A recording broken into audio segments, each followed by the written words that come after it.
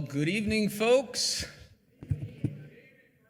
Look, hey, Bill. How are you, Bill? Look at this, Friday night, Erie, Pennsylvania, and we're here to learn. Thank you, everybody, for being here. I am Ferky Ferrati. I am the president of the Jefferson Educational Society, and it's so wonderful to have you here for, we're still on the first third of the Global Summit. I'm losing track. But we're here tonight for a wonderful talk about the future of our world. Because what's happening in Europe, what's happening in the United States is how the world will go and where we will go. So it's a wonderful time to have this discussion. You've heard me say this before, that the best way to get speakers is to find somebody who knows somebody that knows somebody that knows a speaker. Because we can't pay the big prices. So don't tell anybody I said that. But for this particular evening, it is Patrick Basquette, who has just moved to Erie last December, and he made this connection, so we have him to thank for this evening. Thank you, Patrick.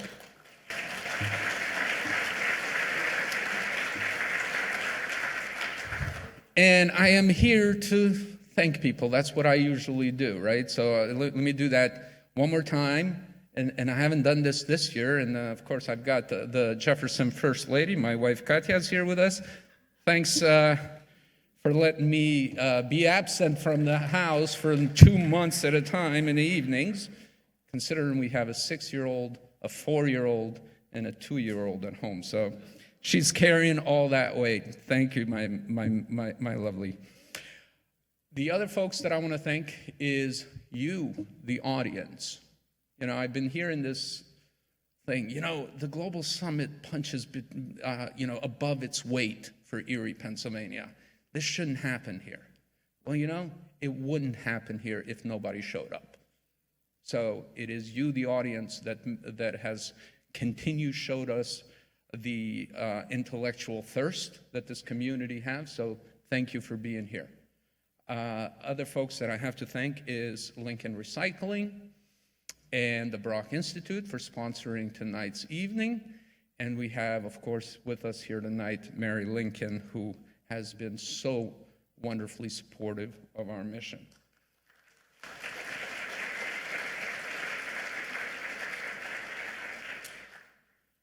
The Q&A, you know the deal. If you have an index card, please keep your writing readable so that Ben can get through as many of those questions as possible.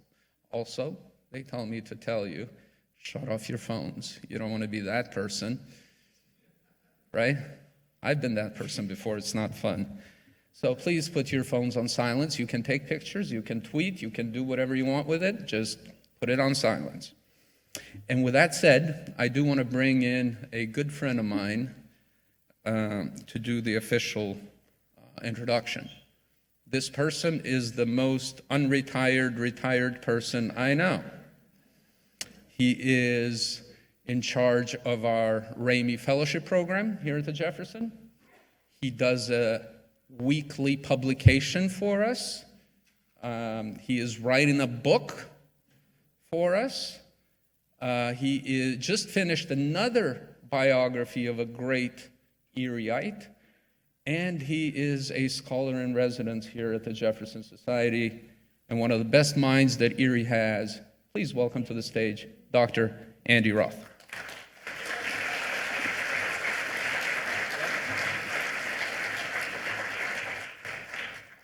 Thank you, Ferky.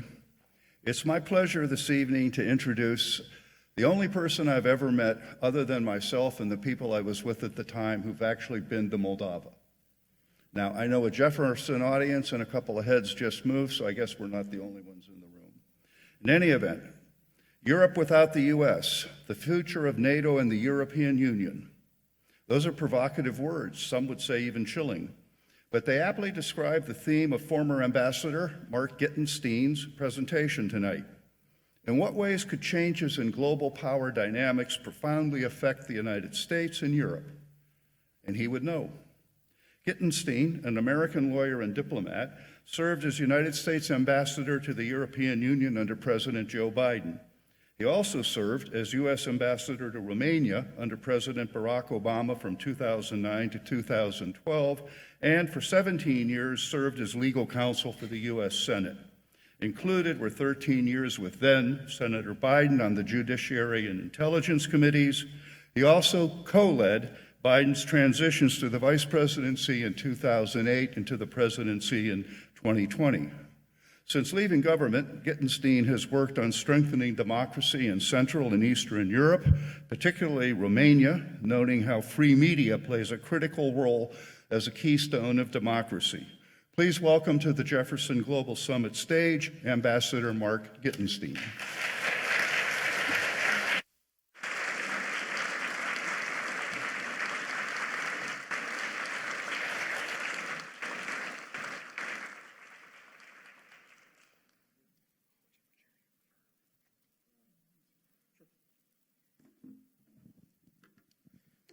How about another round of applause for Ambassador Gitenstein here in Erie, Pennsylvania with us tonight at the Jefferson Educational Society's Global Summit. Ambassador Gitenstein, we just heard a wonderful introduction that covers the high notes of your career, which is quite impressive. And then you decided that you wanted to pursue being the U.S. ambassador to the European Union. What led you to want that post, that position? Okay, is this on? Yeah, it sounds like it is. Actually, before I answer your question, I just want to say something about this group, this remarkable institution, the JES. You know, when I was in college, I went to Duke University. I was a history major, and if you take American history, one of the first books you read is Alexander de Tocqueville's Democracy in America. And the main insight I got out of that book was that he recognized, you know, he was sent here by the French government, I think, to do an analysis of why democracy was succeeding in the United States. And his conclusion was that civic organizations were critical to the success of democracy. And what we see here today is that that tradition is still very much alive, at least here in Erie. And I think those of you who sponsored Ferky, yourself, deserve a lot of credit. And I know I'm in the right place because I was preceded by Barack Obama, right? So good company to be in Yes. for this global summit. Yeah. So anyhow, so how did I decide? What was the question again? What led, after an already impressive and illustrious career, and thank you for those kind words, and again, thank you all for being here. On a Friday night, you could have chosen anywhere else to be, and you're here to be in this exchange of information, free flow of ideas. As our president, Dr. Ferrati, noted, I'll be reading some of your questions, so we want you to be involved. So index card, write them legibly, maybe bigger font. I'm getting new glasses, so help me help you. We'll get through as many as we can. But being with us here tonight, Ambassador Gitenstein, what led you? Let's start with that. Your work as ambassador to the EU, the European Union. Why was that something that you wanted to do? Well, you know, I was ambassador to Romania from 2009 to 2012. I was trained as a lawyer, not as a diplomat. And when President Biden and Vice President Biden and President Obama said, look, we want you to be an ambassador, my reaction was, really? An ambassador? What do I know about being an ambassador? By the way, some of you may have heard of John Podesta, who was a pretty well-known Democratic operative. He was running the transition. So I called him up and I said, John, am I qualified to be an ambassador? I've been a lawyer my whole life. And he said something very insightful, as only John could say. He says, you know, the best and worst ambassadors are political ambassadors. And he said, because, you know, only 30% of ambassadors are political. Most of them are career. And so I said, what do you mean? He says, well, if you really know how the government operates and you bring principle and you to your endeavor and you really understand the president. And I think you now know Barack Obama. I'd spent by that time maybe 20 hours with Obama choosing a cabinet. I said, you can be a good ambassador and you will be a good ambassador. So I took the job, went to Romania. And what was great for me as a lawyer, one of the things you come to appreciate as an ambassador when you're abroad is what's special about the United States, what's special about the system, what's special about our people, and how we are viewed from abroad. And in this case, I was in a former Warsaw Pact country that had just joined the EU like 3 or 4 years earlier, and NATO around the same time. It was an emerging democracy and an emerging free market, but it was very much on the emerging side. And so I came to understand the difficulty that a country like that, who had been subject to Soviet rule for 40 years, was a command and control economy, didn't really understand, knew they wanted to be like the United States, but didn't know what that meant. And so I focused on anti-corruption, rule of law, working with the IMF, but in particular I worked with the European Union, because there's a lot of discredit you hear nowadays about how bad nation building is and we shouldn't do it, et cetera. There's one institution in the world that knows how to build democracies, and that's the European Union. The European Union has 27 members, but in order to become a member, you have to go to school for 10 years as a country. And you have to learn how to run a democracy and how to run the rule of law. And I was very impressed with what they had done to, by the way, Romania is not finished with that work, as we can talk about, I'm sure, later in the day, in this evening.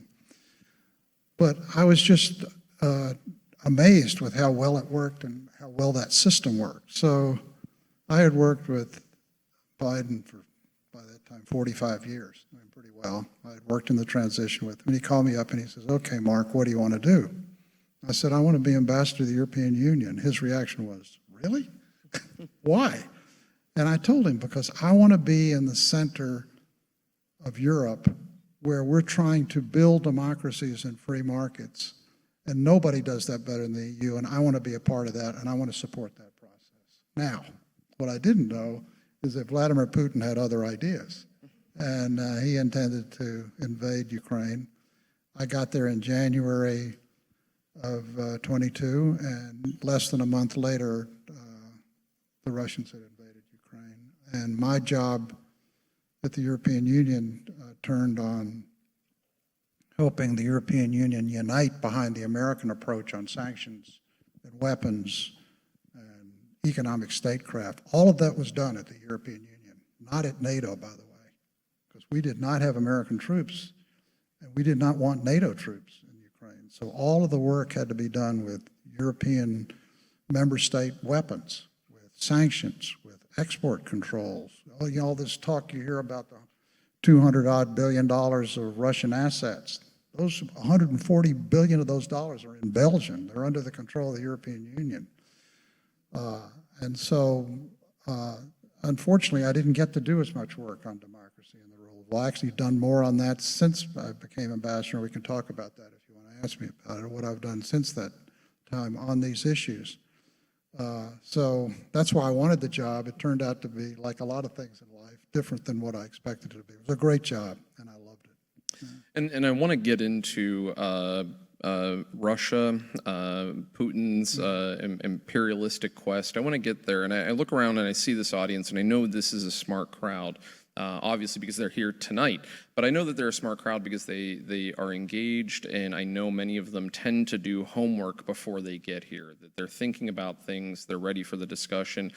But let's do a little bit of our history first, because one of the things that I thought was important that you said just moments ago was in democracy building, the role of the EU and how good they are at it, perhaps the best.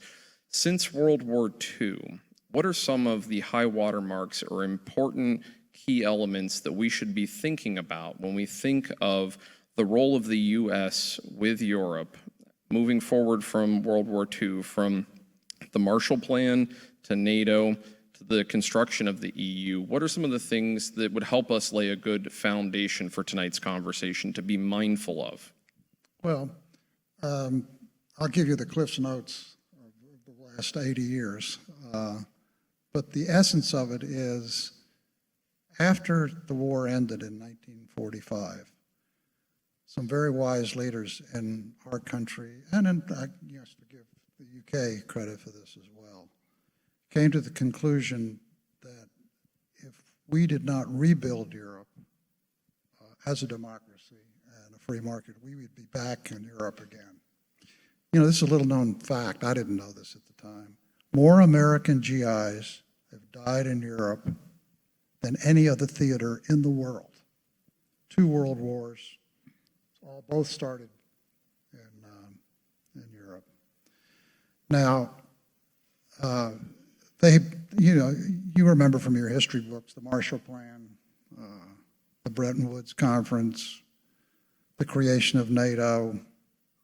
But let me talk a little bit about the European Union, because that's a part I didn't know much about, and I'll bet you people in this room don't know as much as you ought to know about this.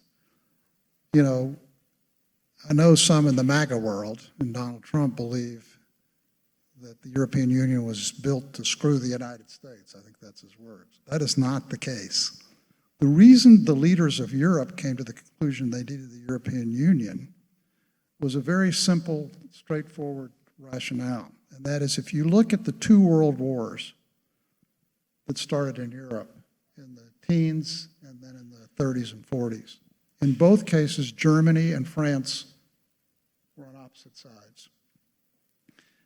And the American leadership and the experts in Europe who created the European Union came to the conclusion we needed to get, they wanted to get Germany and France in the same organization and to be economically integrated so that they were dependent on each other and had a sense of being European and had an approach to their domestic and foreign policy in such a way that they wouldn't go to war with each other again.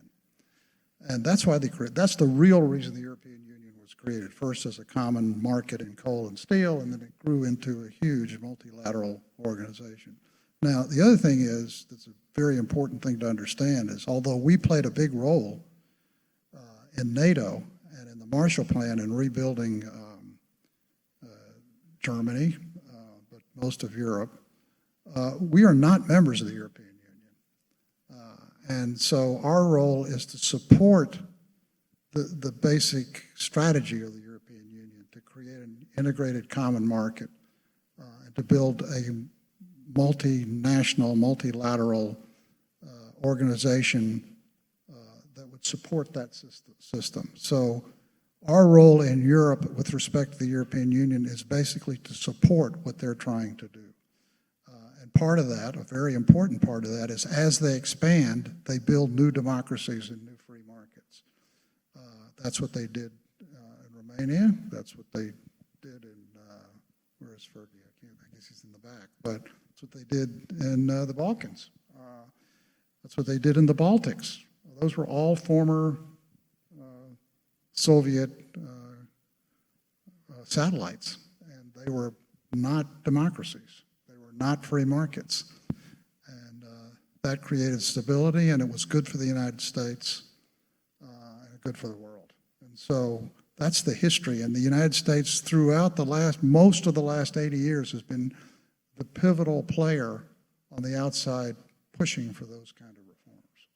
And we'll get into that, how that's in some ways perhaps still the same, what has changed and what the role is today, and how it is otherwise evolving and changing under the current administration. But I want to go back to your first ambassadorship, your time in Romania. And naturally, Romania and Moldova hold a special place for you with your background, where you are from. But I want to ask the influence of being ambassador to Romania had on the role of ambassador to the EU, because you were the first ambassador to the EU that had served as an ambassador to an Eastern European country. How did that influence your perspective? How did it impact your work? Well, first of all, with the Ukrainian incursion, I had been talking to the Russian incursion into Ukraine. I had been talking ever since I had been ambassador to Romania, to the foreign policy elites and national security people in Romania about the threat of the Russians. I had understood that when I was in Romania. There's tremendous antipathy towards the Russians in Romania and tremendous fear of the Russians. And so when the incursion occurred in 2014, when the 2014 Euromaidan demonstrations occurred, and eventually there was an incursion into the Donbass, I remember talking to the foreign minister of Romania saying, you know, Mark, they're going to be in Odessa in a week or a month. What will we do? And so I knew that this was something they were very concerned about. And having brought that understanding to the job of ambassador to the EU was an insight I think was probably unique among American ambassadors, Americans who have served in that job. And so when I went to meet with their perm reps, as they're called, their representatives, I understood intuitively what their fears were and why they needed a unified European response to what was going on in Ukraine and how difficult that was going to be. But for especially, this is true when you talk to a Romanian member of the Foreign Ministry of Romania or of Poland or of Slovakia or Bulgaria, they're afraid of the Russians and they want a strong, you know, the current foreign minister of the EU, Kaja Kallas, is an Estonian.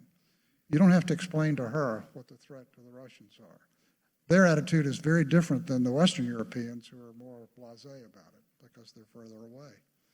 So I brought that understanding intuitively, and they knew it, so that when I went to them to push for things, you know, how do we get the Maltese to help us on this? I could count on the Czech ambassador to help me get that done because she knew that I understood why that had to be done. So I think that was probably the most important thing that I brought to that. I think also I had an insight into the role the Russians would play in these various elections, which were critical to the leadership of the European Commission. Here's something that a lot of people, I didn't understand this until I got to Brussels. NATO, by the way, there are most NATO members are members of the EU, and most members of the EU are members of NATO. Both institutions, now we're members of NATO, and we're the 800-pound gorilla in NATO. We're nothing in the EU.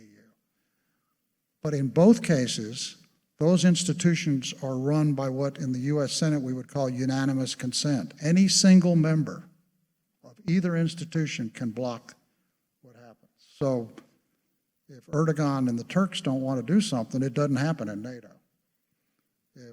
Even if Viktor Orban of Hungary doesn't want something to happen either in the EU or NATO, it doesn't happen. Okay, he can block anything. So working with these Eastern European countries to help put pressure on any one of these individual outliers was critical for both institutions.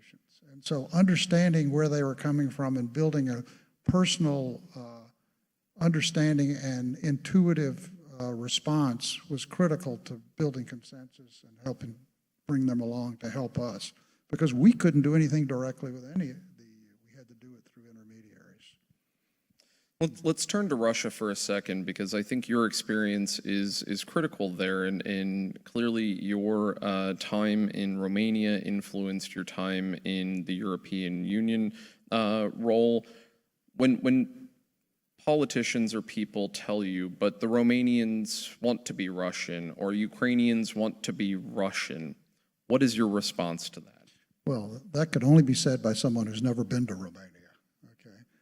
I lived in a beautiful house, residence in Bucharest. That was on a avenue called Kishinev Avenue. By the way, it's named after a Russian general. Across the street from us was the Russian embassy and the residence, the Russian ambassador. It was the only building that was surrounded by barbed wire. And that, you know why that was? That was to keep the Romanians out. They couldn't stand the Russians. You didn't have to, it didn't take you 2 months before you understood what the hostility and the anger was towards Russia. I can certainly say that for Romania.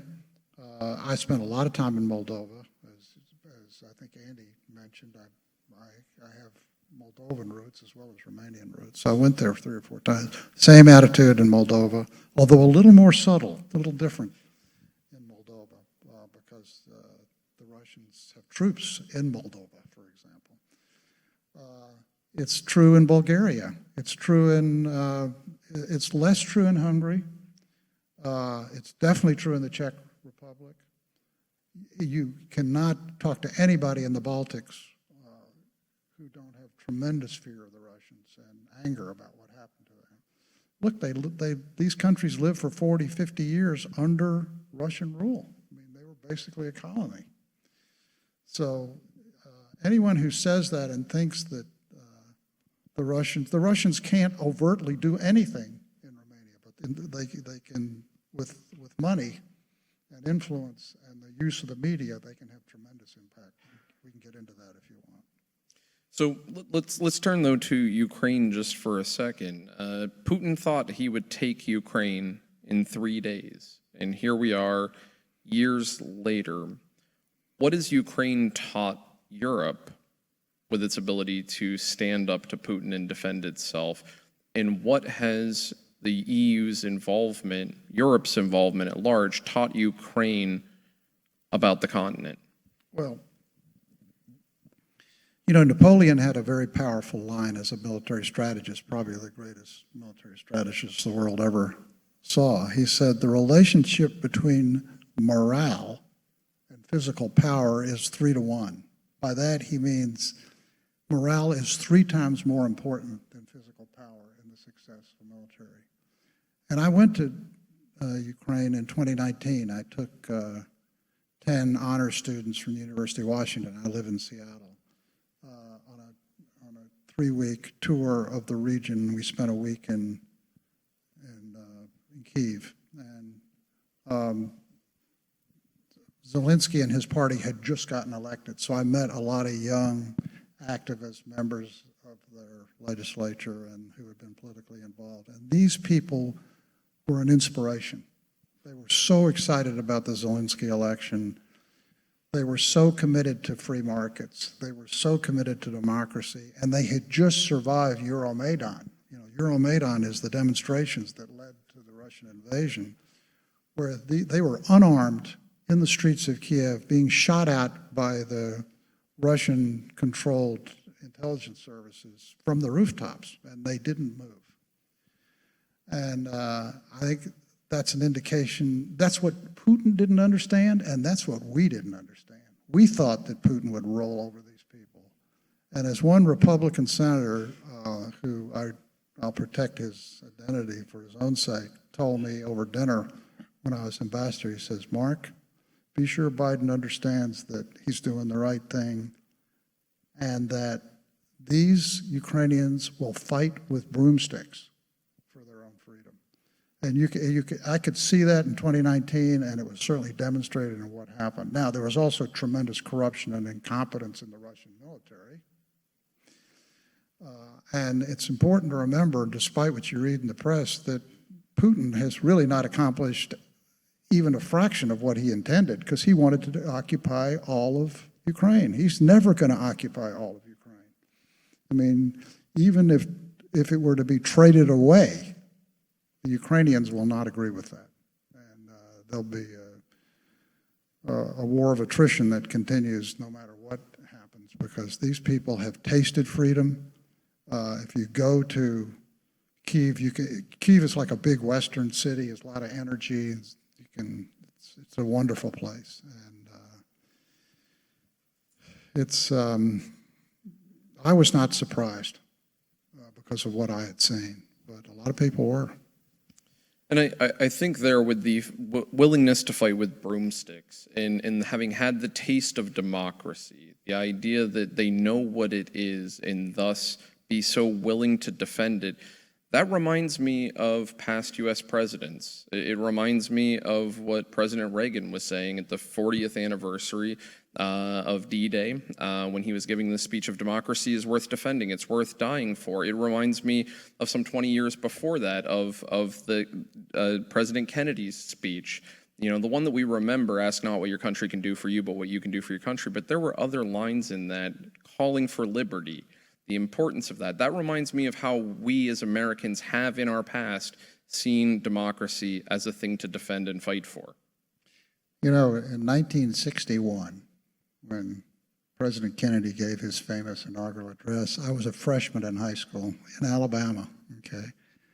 And I remember sitting in the gymnasium at my school, my high school. It was a boarding school.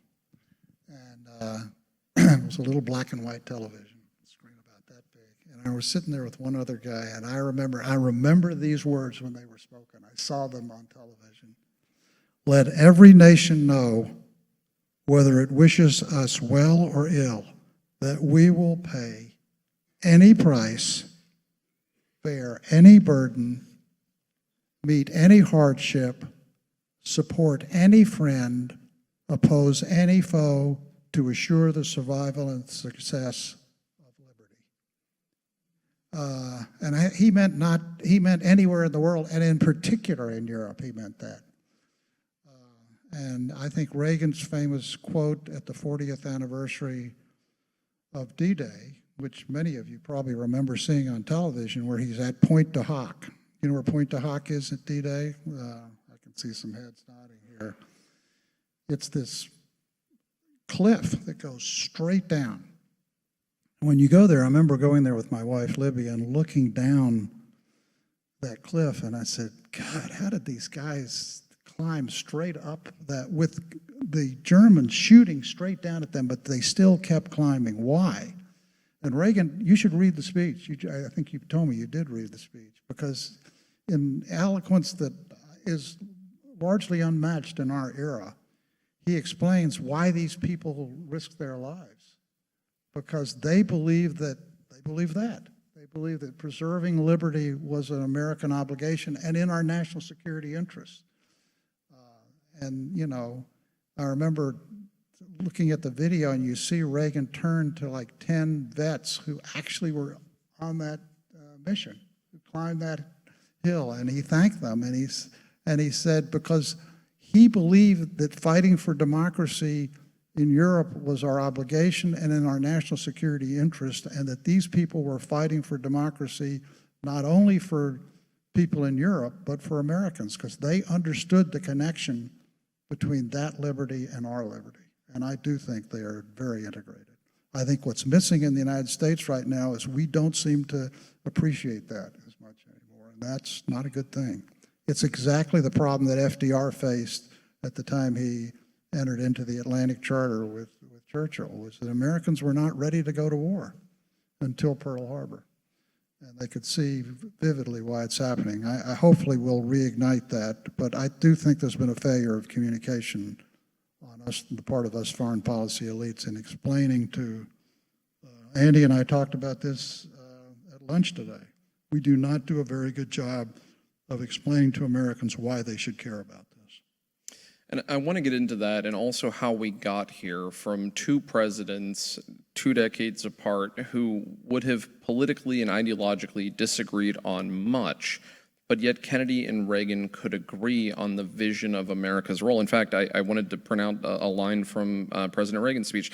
We are here to mark that day in history when the Allied armies joined in the battle to reclaim this continent for liberty.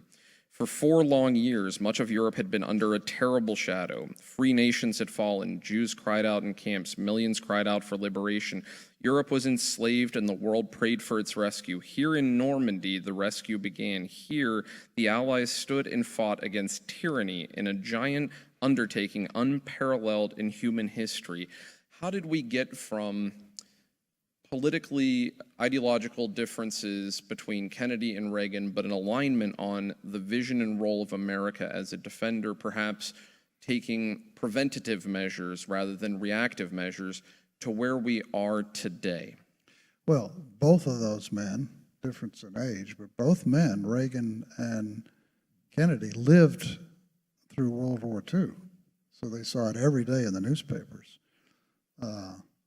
Most of the people, I think a lot of people in this room are probably my age. I don't see a lot of Gen X's in this crowd right now, or Gen Zs. But if you polled them, most of them don't even know what D-Day is. They don't know our history. They don't know what happened. That's the role of JES, to be sure they learn. I think we have to do more of what you're doing today. And we got to broaden this audience to pick up some people that are a little younger, I think, to tell or find a way. I'm sure Ferky can figure out how to use our communication skills to get to those folks, but they need to understand what's at stake and what the history was. When I moved to Washington in 1968, and I went to Georgetown Law School, which was right across Pennsylvania Avenue from the National Archives. And, engraved on that building, past is prologue. That comes from Shakespeare, from The Tempest. And if we don't understand our past, we're going to repeat it. I think I know we did homework coming into this, but I think looking around and I see people who are active in the community and have that knowledge and experience. Perhaps the homework after this event is go talk to those younger people in your lives. If perhaps school systems are falling short of helping them understand their history and their democracy, and you have lived through critical parts of it, I would welcome that if I can have some liberty to say a younger person myself. Although I think I'm a little older than I'd like to admit to, I would welcome that. And I would point out there are some younger faces in this audience that I'm delighted to see tonight, folks from the JES's Civic Leadership Academy. But I think that's really something that maybe we can do moving forward and out of this is more talking to each other, more intergenerational leadership. Speaking about talking to each other, Presidents Trump and Putin met in Alaska. Let's turn to Donald Trump and the influence. This is only the second time in our history that we've had a non-consecutive term serving president. We went from Trump 1.0 to President Biden and back to President Trump. For those of us not keeping a close watch on the pulse of Europe, what has that meant for Europe to see the pendulum swinging back and forth and literally back, returning to a president voted out of office, voted back into office? What has that meant for Europe? What has that meant for our relationship? Well, first of all, the politics on both sides of the Atlantic are not that different. They're driven by the economy and by migration on both sides of the Atlantic. So in that sense, they understand the politics. The concerns in Europe are not that different than ours in terms of migration. They have serious inflation. Their economy is actually a lot weaker than ours. The American economy is a thing of beauty. I mean, we have recovered in a way not only from pandemic, but from the economic financial crises of 2008 and 9 in a way that Europe still hasn't recovered. So they understand that, and they understand how it destabilizes politics in Europe, so they understand how it would destabilize politics in the United States. That they understand. They also know Trump. I mean, they spent 4 years with Trump. And by the way, I want to be clear. There's a lot of what Trump's doing that makes a lot of sense to me, and it has a huge impact on Europe. For example, although every president, Obama and Biden in particular, were for greater contributions by individual member states to NATO, Trump, in his very upfront way, is forcing change there, and that's a good thing. And I think eventually it will work. Whether it will work in time is another question. But there is a wariness among leaders in Europe about Trump. On the other hand, I'm going to be doing a debate at Claremont College with one of the premier advocates of a more isolationist or restrained interventionist approach to foreign policy. And I know we're going to be talking about all of this. But they make a coherent case about how intervention, especially the Iraq War and even Afghanistan, went on too long and were probably, in some respects, a mistake. So, we've got to engage in that debate here and recognize that some of what Trump is advocating makes a lot of sense. But for example, one of the arguments is that we don't need to deal with multilateral institutions anymore, and that Biden and Obama and even George W. Bush were wrong to depend so much on multilateral institutions. I think the institutions we created 80 years ago still function, okay, and still have a huge impact. And I think the symbol of that to me was the meeting that took place in September where all the leaders of the European Union, including President von der Leyen, but Macron and Merkel and the whole crowd, were huddled around the Oval Office with President Trump crafting an approach to Ukraine. Who would have thought that was possible in January or February of this year? And I think the reason is because when you're president of the United States, all of a sudden it becomes obvious you've got to find a way to work with the Europeans to get the Ukrainians to the right place and get Putin to the right place. You have to have an integrated strategy. And I think in the end, those forces will continue to push Trump and even some of the MAGA skeptics about multilateralism towards multilateralism. And I think that's healthy, and that's because it's a very rational. You're better with friends than without friends. And so, does President Trump, with friends, do you see an end in sight for the war in Ukraine? Can he resolve this? We saw the summit in Alaska. We know the conversations are ongoing. He's talking to President Zelensky of Ukraine. He's talking to President Putin. Is this something that you think that President Trump can accomplish in the next few years? I think, yes, I think he can. And that'll depend on leadership and statesmanship and stateswomanship in Europe and here. I think that you have the right leaders. I happen to think Ursula von der Leyen is probably one of the great leaders of the recent history in the world right now. She's the president of the European Commission, and she's very smart, and she's German, and she's got a very good foreign minister in Kaja Kallas, who clearly understand the Russians and what they're up to.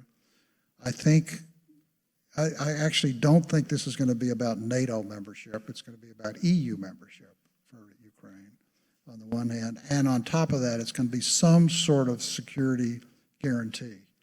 Now, the Ukrainians would like that security guarantee to be Article 5 of the NATO treaty, and I think that should happen eventually. But in the short term, if we're going to settle this war, we've got to find a way to have EU membership and a security guarantee of some kind that is probably going to be more of a coalition of the willing. And I hope the United States must be part of that arrangement. And it has to be more enforceable and concrete than what was negotiated when the wall came down. We had a security guarantee. This is why the Ukrainians are so skeptical of us, is because they, Clinton, Yeltsin, the leadership of Ukraine came to an agreement after the wall came down for the Ukrainians to give up all their nuclear weapons in exchange for an amorphous promise. They don't want any more amorphous promises. They want a real commitment to their security. And I think a big part of that security can be continuing to build the Ukrainian economy, stop the Russian military action, but more importantly, provide them with the military equipment and the resources necessary not only to rebuild the country, but to continue to be one of the most effective militaries in Europe. That's the best security guarantee you could have. And by the way, General Cavoli, who was the Supreme Allied Commander, I got to know him when I was ambassador. And I remember flying back to Brussels with him one day, and he says, Mark, what people don't realize is the most experienced and effective military in Europe, the only one to stop a superpower is the Ukrainian military. And if it continues to be that, from that strength and from that resolve by the Europeans and from the support of President Trump, we can accomplish a conclusion. By the way, I think what Trump did with sanctions on Lukoil and Rosneft just this past week are going to have a huge impact. So, they're 3 steps forward, 2 steps back. And with those 3 steps forward and 2 steps back, how do you see Putin saying enough is enough and stopping? Because he seems relentless. I just don't think economically it is sustainable in Russia in the long run if we stick to our guns. If we equivocate and we give him encouragement that, continuing to push the limits, he'll continue to push the limits. He's a dictator. So I am going to stick with Putin for just 1 minute here, because in 2022 he rolled into Ukraine with tanks, but in 2024 he rolled into Romania with tweets. Let's talk a minute about social media and Russia's use of it, particularly your experience through the Romanian lens. Well, what Ben is referring to is in what we're now in November, right? In like July, August, this started actually when I was in Brussels, so it must have been last year. There was an election for the president of Romania that took place under very strange circumstances. There was a candidate who I had met but knew very little about. I think his name was Georgescu. When I first looked at the polls, he had less than 1% of the vote.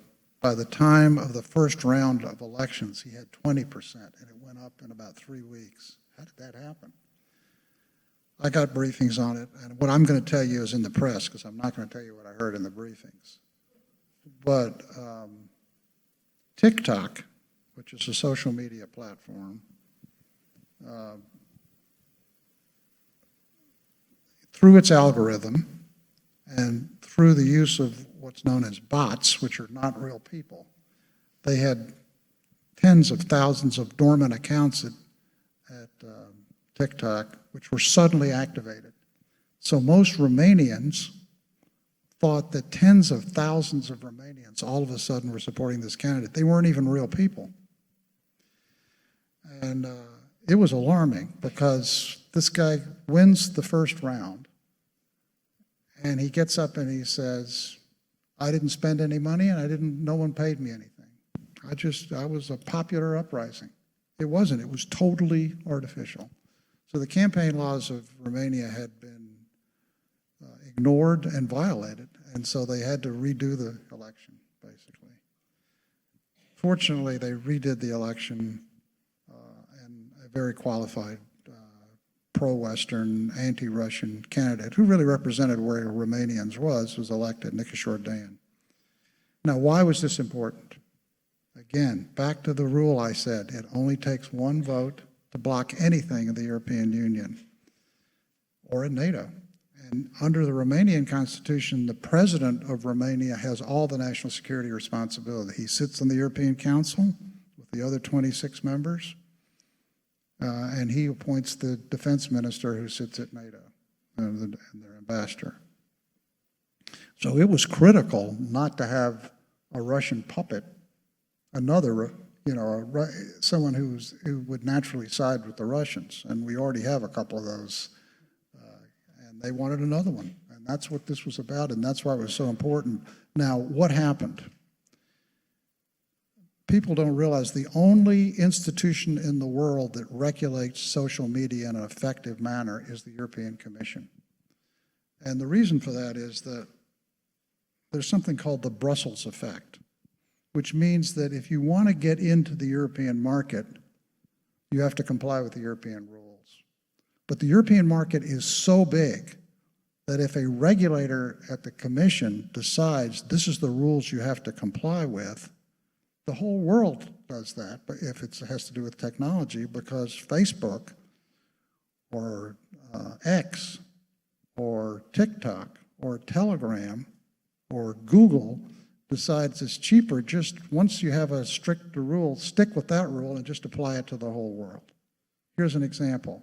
When you open your internet and a website asks you whether you want your cookies recorded, you've seen that little thing at the bottom, Who do you think did that? What agency of the federal government required them to do that.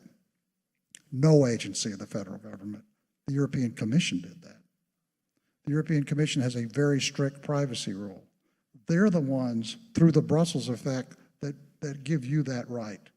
Because I can tell you, in the United States right now, there is no legislation regulating social media. So the Digital Services Act, which is the legislation I'm talking about, requires social media platforms to audit their activity, and when they feel like they're being manipulated, to report it, and to be prepared to share with the European Commission what happened and why it happened. In fairness to TikTok, they immediately knew they were being manipulated. They announced it, they went to the Commission, and therefore in the next round of the election, it didn't happen again. And that's because of the European Union. And I think there are two reasons why democracy and pro-Western values eventually prevailed in Romania. One is that, and the other is because there is independent media in Romania, not a lot, but enough that was able to figure out what happened, gathered information from investigative reporters, disclosed it. That got to the European Commission, it got to the US as well. And most importantly, it got to the Romanian people, and they realized they were being manipulated. And that's why the second round, it was more democratic and more representative of, and most importantly, the Russians had little or no impact on it. Now, the same thing happened again in Moldova. Again, because of the Digital Services Act and because of independent media and because a number of people like myself and other U.S. ambassadors spoke out on this, we were able to hold the Russians away from infiltrating the Moldovan elections.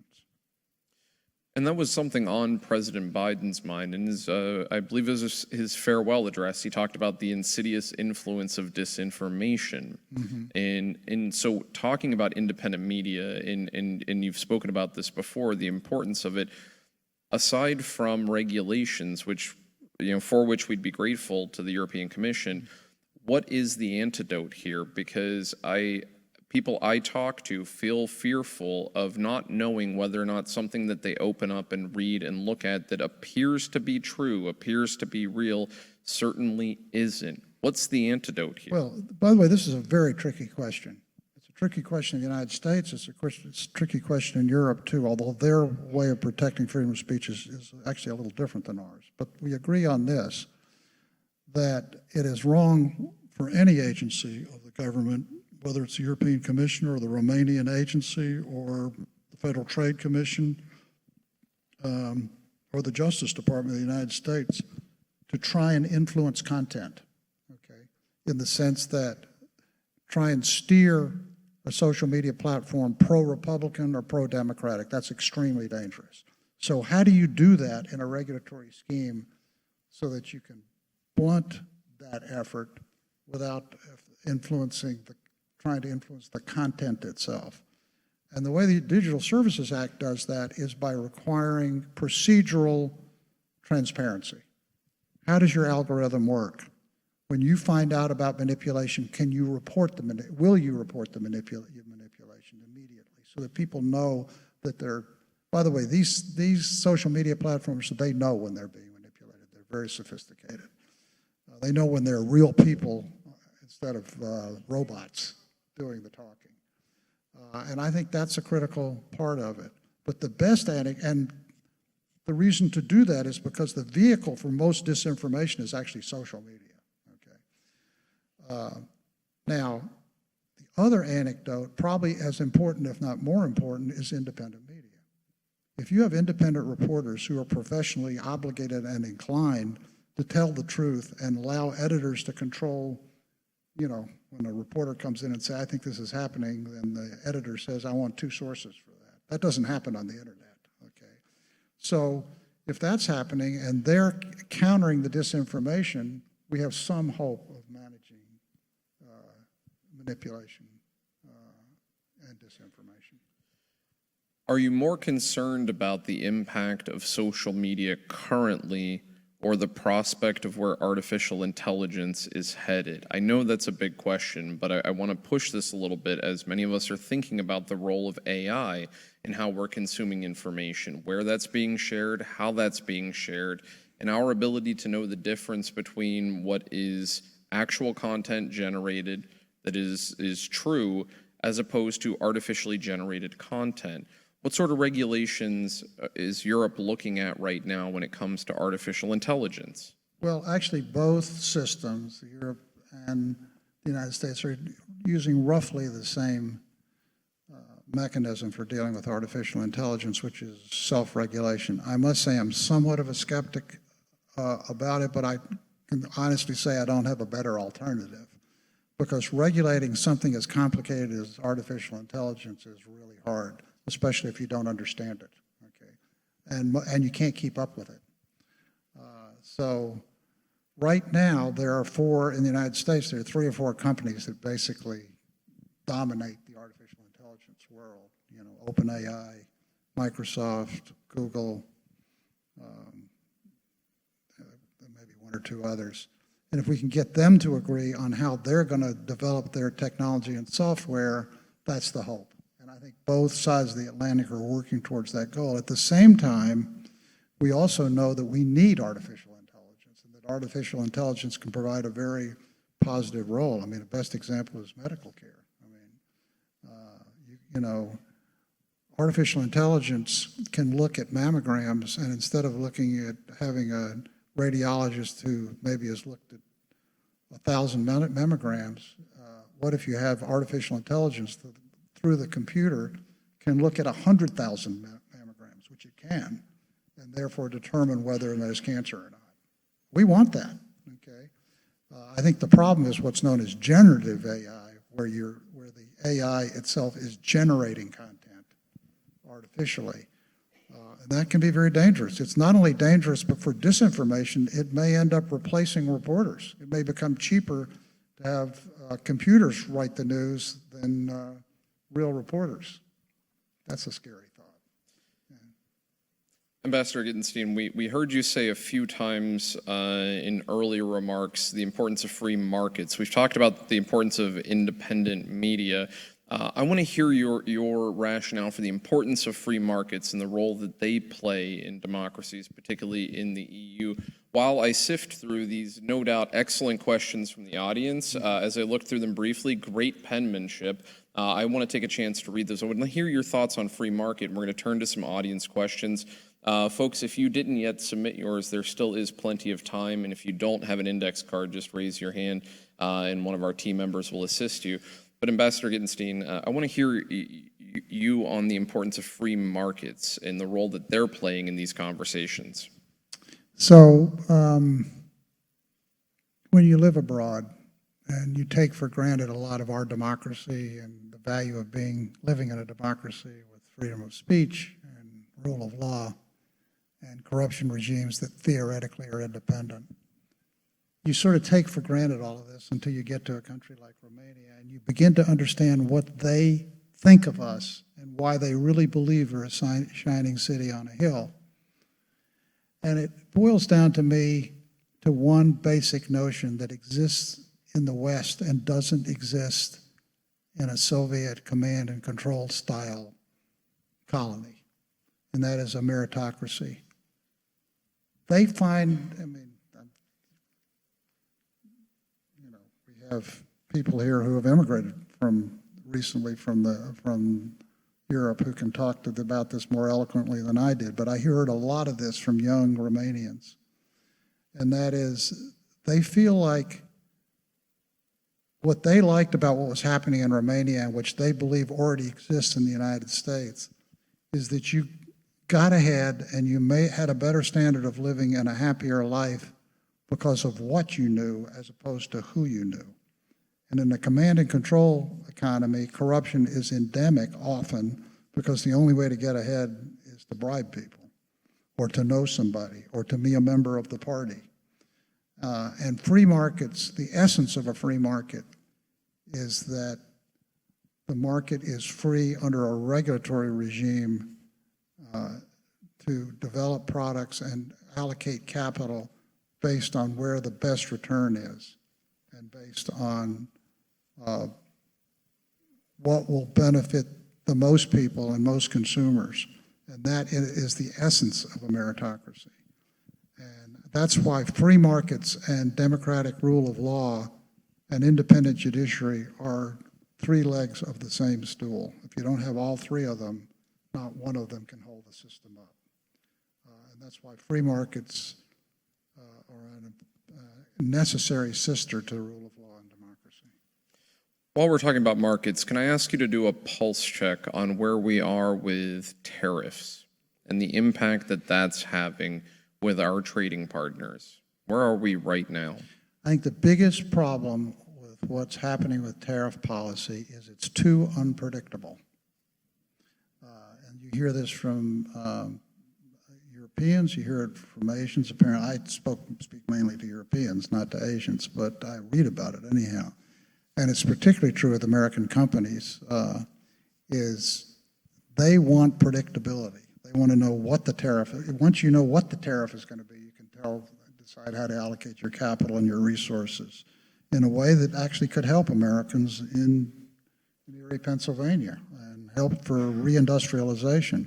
But if you're trying to make a decision whether to make a big investment in Erie right now, but you don't know what the price of your product's going to be because the U.S. Trade Representative or Donald Trump can change his mind any minute about what the tariff is going to be, that creates chaos.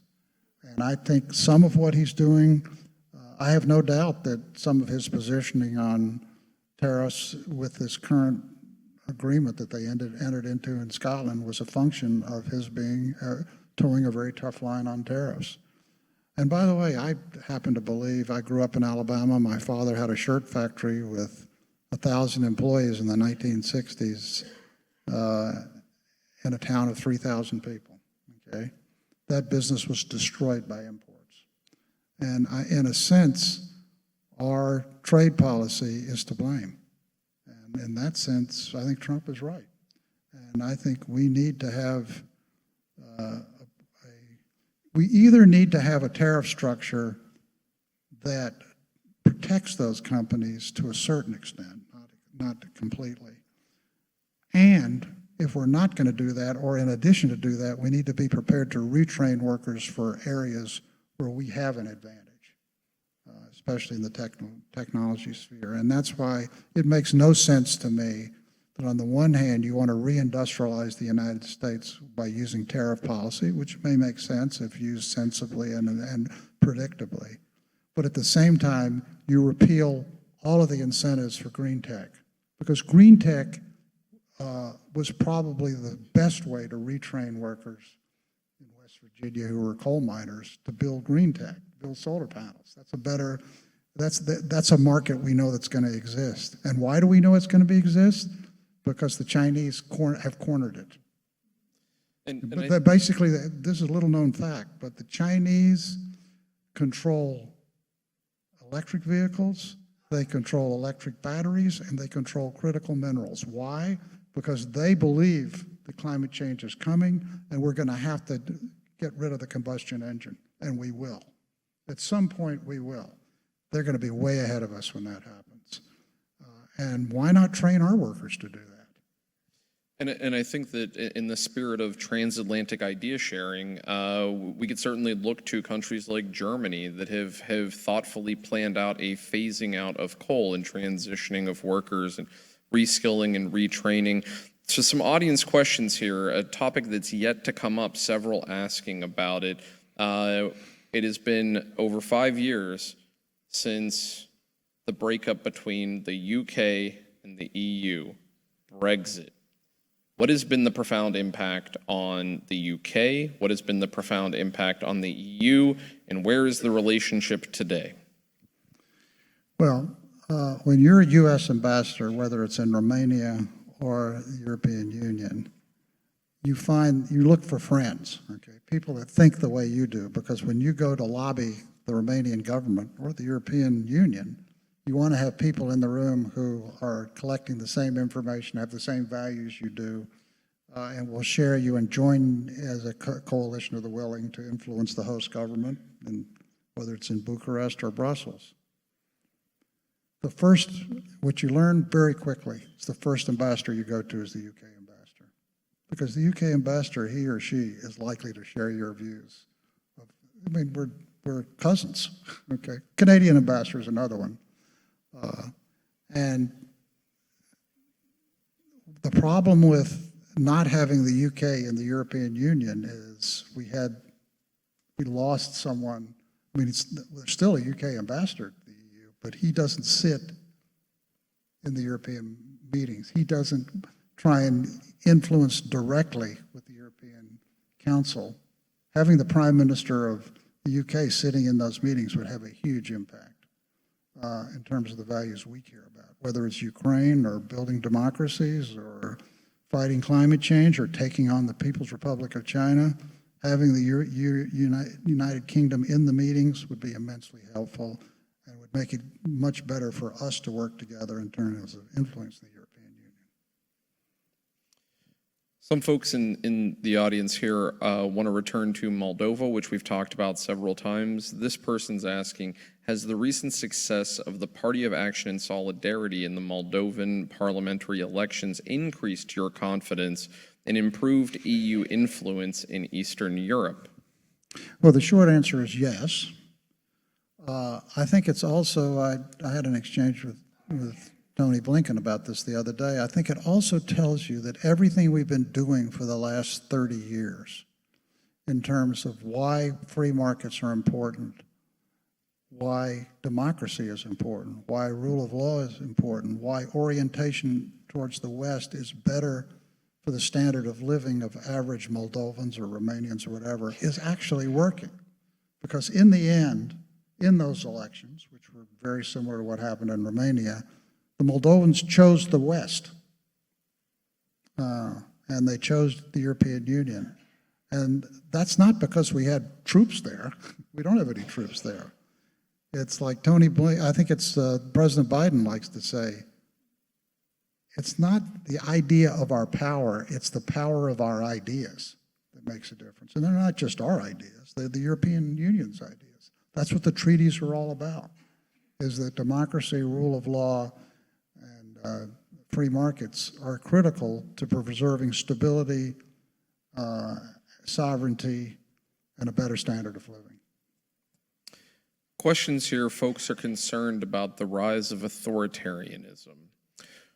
What do you think is underreported on by the media? What do you think is made too much of by the media? What keeps you up at night? Well, I think the biggest cause of authoritarianism is the failure of democratic, or at least the perception of failure of democratically run free markets to provide a better standard of living for average voters. Because the fact is, both in the United States and in Europe, much of Europe, the standard of living for some in the middle to lower middle class economic strata has actually gotten worse. And the perception is that our democratic governments on both sides of the Atlantic are not working for them. I mean, Pat and I grew up in the Deep South, and we saw that happen in the 80s, 90s, early 2000s, where many of our brothers and sisters who grew up there are having their standard of living is a lot worse. And that's because they have been left behind. That's why they support Donald Trump and MAGA, because as another friend of ours likes to say, they're change voters. They just want to change because it's not working for them. That's happening in Europe too. And we've got to do a better job of delivering for those people. I think actually what Biden tried to do in the first 2 years of his presidency were exactly that. And we've got to do a better job of explaining to people why that will work for them if they support it. We have a lot of questions here about Putin and Russia, and some of them are in conflict with each other, like, will Putin invade Poland? And also, has Ukraine's defense proven that Russia is in fact a paper tiger? Let's go back to the perception of Russia and the actual reality of Russia. Do you think Putin will try to invade other countries? Is his army a paper tiger? How do we make better sense of Russia today? I am not in the loop anymore on the, the actual details of that, so I can't answer that definitively. I can tell you the people I know in Europe who are very savvy, the Poles in particular, believe that if we don't stop Putin in Ukraine, he'll be in Warsaw. I can tell you the Romanians believe if we don't stop him in Ukraine, he'll be in Odessa, and then he'll be in Constanza, okay? By the way, we have a whole brigade of soldiers in Constanza, okay? So there's a lot at stake here. That was the first part. What was the two parts of the question? The conflicting perspective of Russia, that some are concerned, will Putin invade another country? Others are thinking that Ukraine's proven that his army is a paper tiger. Well, I don't think his army's a paper tiger, and I think they've done a lot to change their army between January and February of 22 to today. But I think the one thing he's doing that nobody is doing is committing 4, 5, 6, 7, 8% of their GDP, pouring all of that money and personnel in young men's lives. I mean, it's a slaughterhouse there, and he doesn't care what happens to those young men and women when they go to Ukraine. So as long as he keeps doing that, he'll certainly be able to maintain a stalemate, maybe better. And the only way to stop it is it's like our Civil War. I mean, when you think about it, the reason the Civil War was won by the North was because of logistics and an economic powerhouse in the North. And that's the only way to stop Putin. It's hard, at least for me and maybe others, and some are asking about this, so I don't think I'm alone. It's hard to have somebody of your expertise, experience, and knowledge with us tonight and not ask them about some news of the day. I know we're focused on Europe, but I do want to ask for your take on the ceasefire in Gaza. Other folks are asking about that too, wondering, is it here to last? How do we continue to march toward peace in the Middle East if in fact that has been achieved? Okay, so from October 7th of 23 to my last day in Brussels, the question that I kept getting asked and kept focused on as ambassador to the EU was, when the hostages are released, there's a day after. What is the day after? What's our day after strategy? Now, our day after strategy was actually quite similar to what the European Union's was, and that is we need to rebuild Gaza. Certainly, we need to provide medical and food supplies and humanitarian help to the Gazans and stop the killing and save the lives of starving kids, etc. Extremely important. But also, we had to create a stable institutional governmental structure on the West Bank and in Gaza, which meant that the only long-term solution, I still believe, is the two-state solution. Now, that doesn't sell well even with moderates in Israel right now, but it's our job to continue to advocate as outsiders what we think will make a difference. And here's where the unique role of the European Union is. The largest single funder of the Palestinian Authority is the European Union. Okay? And I'll never forget that the day that the war started, and one reaction among very pro-Israeli members of the European Union was, we should have the European Union cut off all money to the Palestinian Authority. The first call I got, I won't tell you who it was a high-ranking person in the Israeli government, says, no, don't do that. We need the European Union to have influence and control over the Palestinian Authority through its funding mechanisms, which is not unlike the way they managed democracy and rule of law in the European Union itself by parceling out money and putting conditions on that money. And so the European Union has a very unique role in forcing the Palestinian Authority to end the corruption, build accountable mechanisms, hire competent people, so that Israel has a reliable negotiating partner in terms of developing a long-term solution. I think getting rid of Hamas is, I think Trump and Netanyahu are right about that. Hamas can play no role in the governance of Gaza, but somebody has to take their place. And it needs to be a functioning, democratic, free market system, ultimately, that's stable. And I think the European Union can play a very large role, maybe a determinant role, along with the Gulf states in bringing that to fruition. Several folks are concerned or curious about Orban in Hungary, how big of an actual threat he is, and can Hungary change its current trajectory? I think the only way for Hungary to change its current trajectory is for Hungarians to change the government, and I think that could well happen. Or for Orban to realize that that's going to happen and decide on his own that he needs to change direction. But there's a robust opposition growing in Hungary now, and we'll have to see. I don't know. There's an election sometime in the next year, I believe. I think the role of the European Union is to enforce the treaty obligations for a free press and democratic process and fair elections, which they're doing. And I think that plus, look, the average Hungarian is not benefiting financially from this. Standard of living, I was in Budapest, the standard of living has gone down recently there because of an autocracy. Bigger threat to national and international security, Russia or China? In the short term, Russia. In the long term, China. Why? It's huge. It has a huge army, has more people, has a huge economy. It's a very, very serious threat. And in the long term, probably a more serious threat than Russia. Is democracy unrecognizable in the U.S.? Have we gotten to an unrecognizable state of our democracy today? I'm an institutionalist, okay? I really believe that our institutions will hold.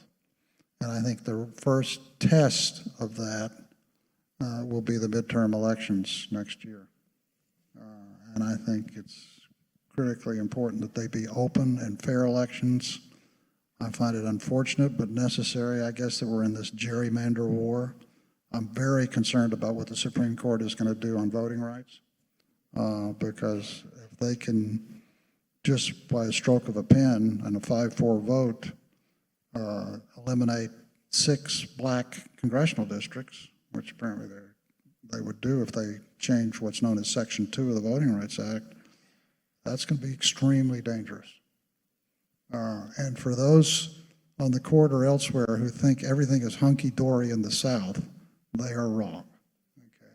There is still deep racism throughout the United States, but in particular among some election districts and the way elections are monitored and managed. And we need the Voting Rights Act.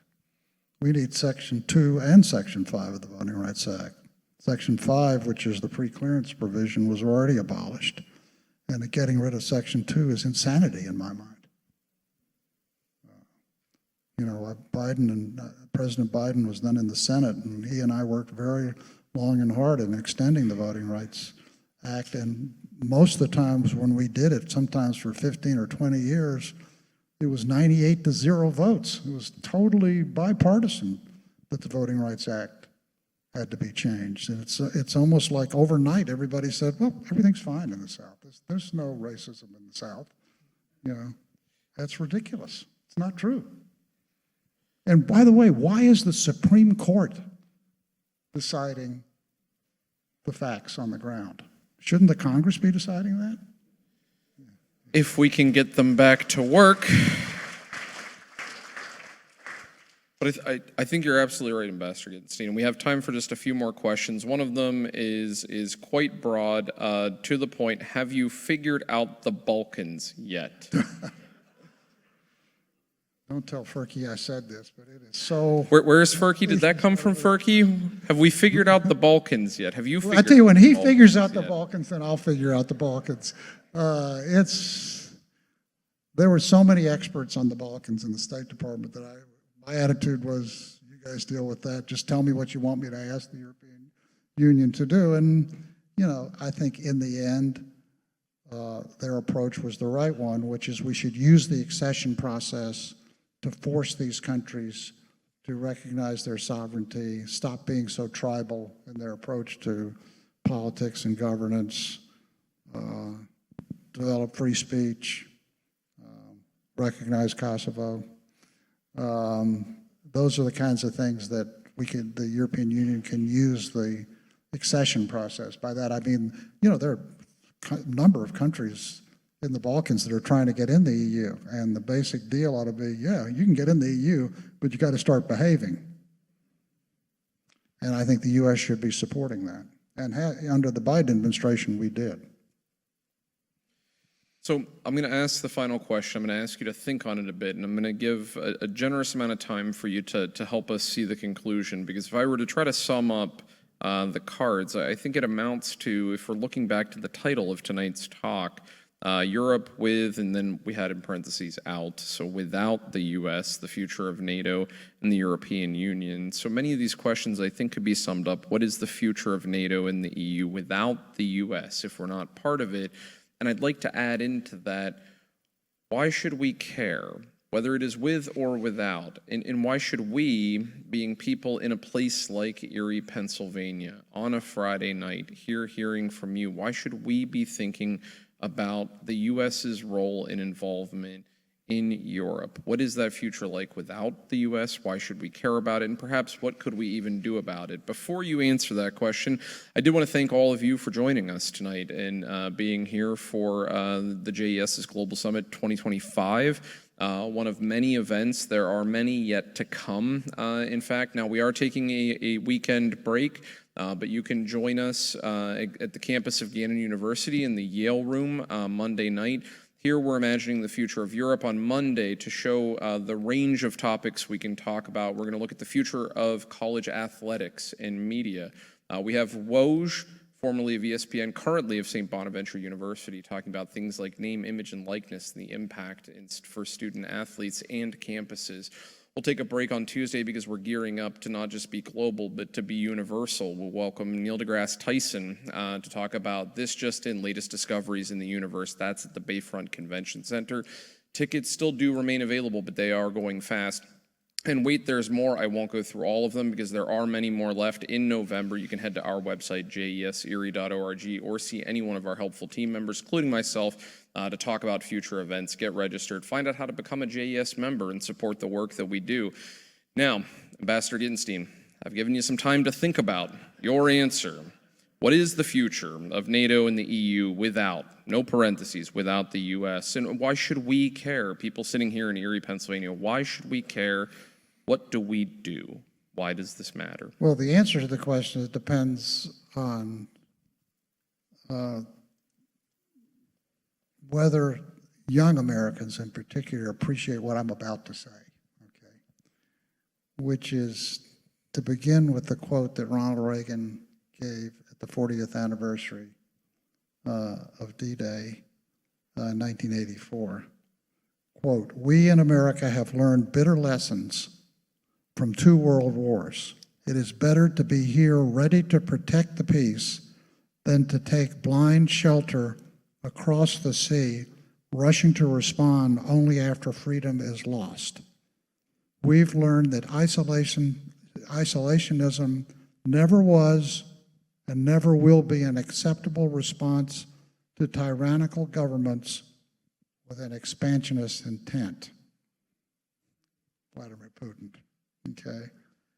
And I would add one other thing that Andy and I talked about at lunch today. We asked another member of our lunch crowd what his response was, and he's a military officer, and he said something was tremendously insightful. The border of the United States is not the Atlantic Ocean. It's the Moldovan, Ukrainian, Baltic borders with Russia. That's the border of the United States. And if we stop thinking of it this way, we've already lost more GIs in Europe than anywhere else. I do not want to see us do that again. Ambassador Mark Gitenstein, thank you for sharing your insight, experience, and knowledge with us tonight. Folks, thank you all for coming out. We look forward to seeing you again soon at JES Global Summit events. Good night.